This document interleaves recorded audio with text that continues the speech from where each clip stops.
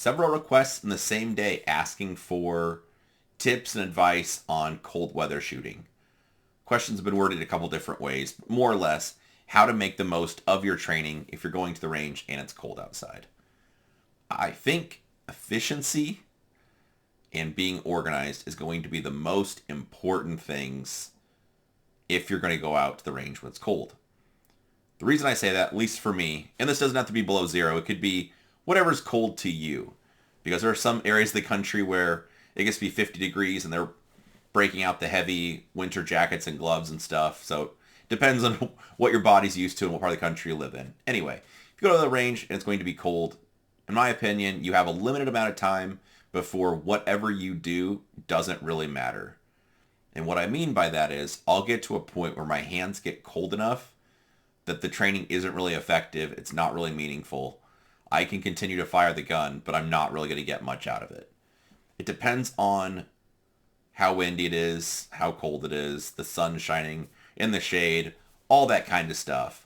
But that window probably is going to be somewhere between 30 and 45 minutes for most of the time, at least when I go to the range and it's super cold out. So there's some important things I think you can do to make the most of your time while you're there. And I can have full practice sessions in 30 minutes or so. It's what I've been doing during the winter. When it's been cold, if I have a trip coming up, something I either need to zero, train, whatever, just when I feel comfortable, any of those situations, what I do when I'm heading to the range is more or less load up every magazine I own for that gun. I don't think it's a smart use of your finances to go out and buy additional magazines just for the purpose of cold weather shooting. But if I'm going to the range, I'm probably not going to be dropping partial magazines on the ground. So I just load every magazine I own, and that saves, depending on how many mags you own, could be 30 minutes worth of 15 minutes worth of ammo being jammed in mags that are all loaded and ready to roll when you get there. So that's time savings right off the bat. The other one, when you get to the range, you should have a plan for what you want to work on. I don't like doing distance shooting when it's cold because the amount of time it eats up to walk down and check your target and come back. With a carbine, obviously you're going to have to shoot extended distances because you wouldn't want to have a 5 and 7 yard practice day.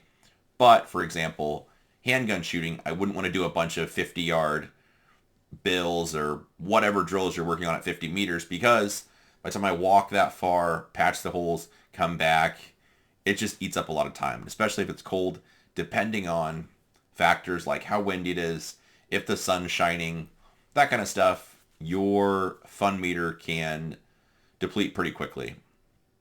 So again, I have a plan when I get to the range. It's going to be no more than 4 target stands total needed. So a couple very efficient drills, and hopefully if I want to do more than one drill for that practice session, I'll be able to use the same target setup for both of them. An example, I could do target transitions, so have them set out in 3 different depths or 4 different depths, depending on how many targets I have. Then I could switch that and do designated target, where I pick one target to start on, go to a different target, come back to the main one. I could change the order of the engagement, so left to right, right to left, middle, left, right, right, left, middle, and so on. I could keep changing the orders to change the difficulty. I could do a completely different drill, so maybe something like the MXAD drill, where I have one of the targets around 5 to 7 yards, and another target at 12-ish yards, and they're just set in depth without much of a space between them for target transitions. Then 2 other targets at some other location, so then I could just stop using the other targets and only focus on those 2 to then do a different drill afterwards. Possibilities are endless, but I have these things in mind when I'm driving to the range, what I want to set up just so I can be really efficient with the time that I am there for.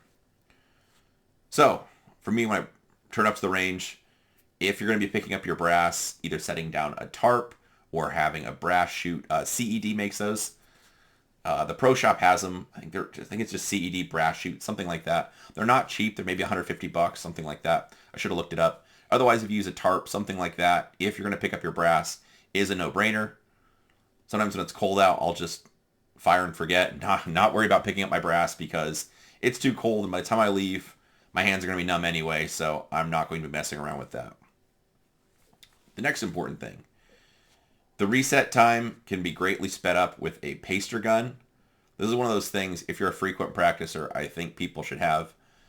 It's, for people not familiar, I should have grabbed mine. It just looks like a pricing gun. And it's a super easy way to patch the targets. And you could do it with gloves on. So if you want to, you could put on gloves in between strings when you're repairing the targets, then take them back off when you're ready to shred. So that's more or less my setup. I'll set up the drill, 3 to 5 repetitions of that drill, then gun back in the holster, gloves on if you need to or not. Grab your pacer gun, look for trends, observe what's happening, something you hate about yourself, something you're glad it's going well in dry fire, whatever.